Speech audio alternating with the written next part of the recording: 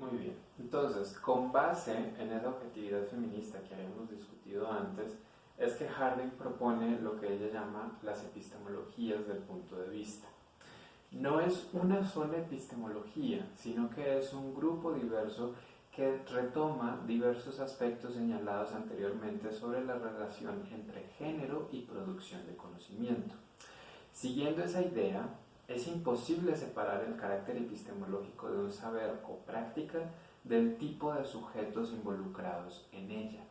Entonces aquí no estamos hablando del saber o el conocimiento como enunciados verdaderos acerca del mundo y que por lo tanto están desligados por completo del contexto en el cual se produjeron, sino que justo lo que nos interesa es cómo es que esos enunciados se produjeron en ese contexto en particular y sobre todo quiénes lo produjeron y de qué forma lo hicieron.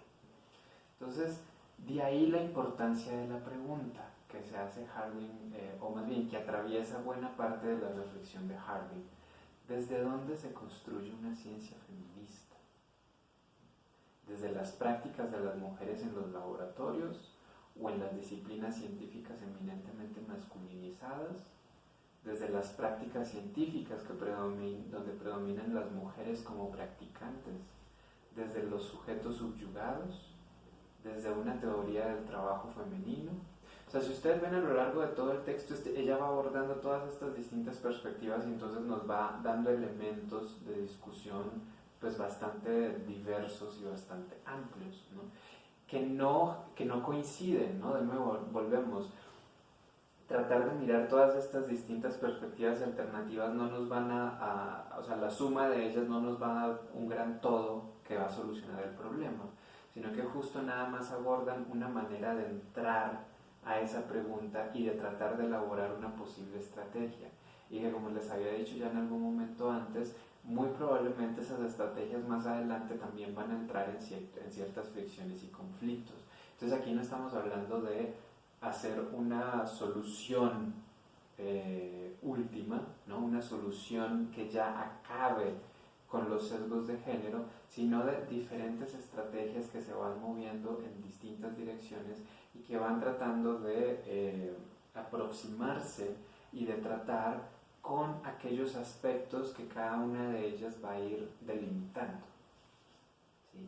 Entonces, en un momento, pues Harding dice lo siguiente: el punto de vista epistemológico feminista es una posición social interesada en el sentido de comprometida, no de sesgada, cuyas condiciones otorgan a quienes la ocupan una ventaja científica y epistémica.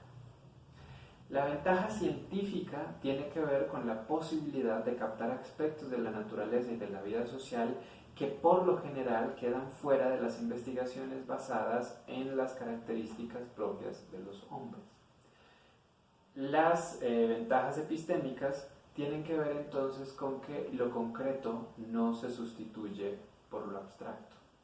Es decir, en estas epistemologías del punto de vista feminista, lo importante siempre es el caso concreto y no la abstracción generalizada que se supone que es lo que le interesa a la ciencia. Entonces vean ahí lo importante de cómo se van movilizando estas estrategias para proponer una ciencia distinta a la hegemónica y patriarcal. ¿Qué es lo que hay que reconocer ahí siempre? Que finalmente ese punto de vista siempre es parcial. Y eso es algo que no se puede olvidar, ¿no? Porque regresamos sobre la cuestión del conocimiento situado de Haraway. Es una perspectiva parcial. Por lo tanto, pretender una suerte de totalidad o universalidad solamente sería regresar sobre la lógica del dualismo, es decir, sobre la lógica hegemónica, patriarcal, masculinista. Es por eso que Harding luego nos dice lo siguiente: los proyectos de ciencia y de epistemología feministas no son solo productos de la observación, de la voluntad de poder y de la brillantez intelectual. Son expresiones de las formas de entender la naturaleza y la vida social que pueden adoptar los nuevos tipos de individuos históricos creados por estos cambios sociales. Entonces vean que el cambio al que ella va es un cambio que está atravesando absolutamente todas las instituciones, desde los sujetos que las constituyen hasta los productos de dichas instituciones. Y es desde ahí que puede entonces pensarse esa modificación, ya no solamente de la ciencia, sino también de la sociedad. Porque finalmente cada una de estas instituciones, en tanto que replican esos modelos sexistas, lo único que están haciendo es entonces favoreciendo cada vez más la prolongación, la permanencia de una sociedad que es a sí mismo sexista, como ya lo hemos discutido antes. Por lo tanto, el empirismo feminista, que es aliado de las epistemologías del punto de vista que ella está trabajando, van a tener tres tareas principales. La primera de ellas es cuestionar el supuesto de que la identidad de quien observa es irrelevante para que los resultados de la investigación se consideren legítimos. Es decir, hay que reconocer que siempre está favoreciéndose la identidad masculina con respecto a la femenina al momento de legitimar un saber. Segundo, cuestionar el poder de las normas metodológicas y sociológicas de la ciencia para eliminar sesgos androcéntricos, es decir, todos aquellos tipos de políticas, comportamientos y hábitos al interior de las prácticas científicas que favorecen precisamente que sean los hombres los que están realizando siempre los descubrimientos más importantes, ¿no? Y en este sentido piensen, por ejemplo, en términos de políticas laborales. ¿Qué pasa cuando las mujeres tienen hijos? Y entonces también tienen que cuidar de ellos mientras a la par tienen que estar desarrollando sus investigaciones. ¿Qué pasa cuando son también cuidadoras en la casa de otras personas? ¿Qué pasa cuando acaban de tener la maternidad, de tener a un bebé o una bebé, y entonces viene ese periodo de maternidad, de lactancia, de acompañamiento, de cuidado, de estar ahí, y cómo eso las obliga a alejarse de su respectiva práctica científica, y por lo tanto eso les va a pasar factura más adelante en cuanto a lo que implica eso para su propio prestigio y su desarrollo como científica, ¿sí? Y por último, el tercer punto es cuestionar la creencia de que la ciencia debe protegerse de la política, ¿no? De modo que el vínculo con los movimientos sociales de emancipación es fundamental para aumentar la objetividad de la ciencia.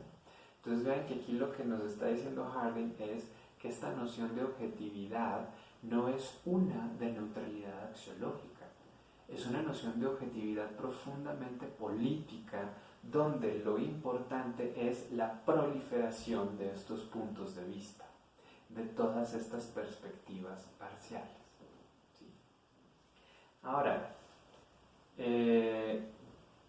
esta empresa del empirismo feminista, que es aliado de las epistemologías del punto de vista, lo podríamos también ver en términos de lo poco que leímos de Evelyn Fox Keller, ¿no? Porque es un fragmento bastante corto, pero ella lo pone de la siguiente manera, ¿no? Una ciencia sana es aquella que permita la supervivencia productiva de diversas concepciones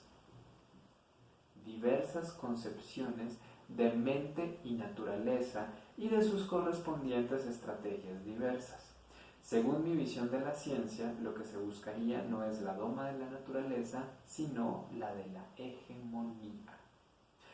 Entonces, ven, por eso ahí está la cuestión política, ¿no?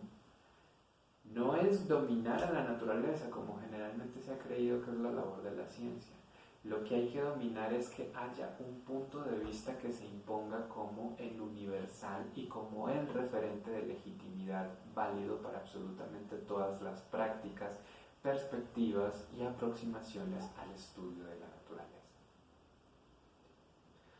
Bueno, pues con eso termino entonces esta primera parte acerca de las perspectivas de género y en particular de la perspectiva feminista. Espero pues que esta semana les vaya muy bien y que sigan leyendo, estudiando y haciendo todo lo que necesiten en sus casas, y pues que ojalá las cosas vayan de la mejor manera por allá. Cuídense mucho y ahí nos vemos la siguiente semana. Chao, chao.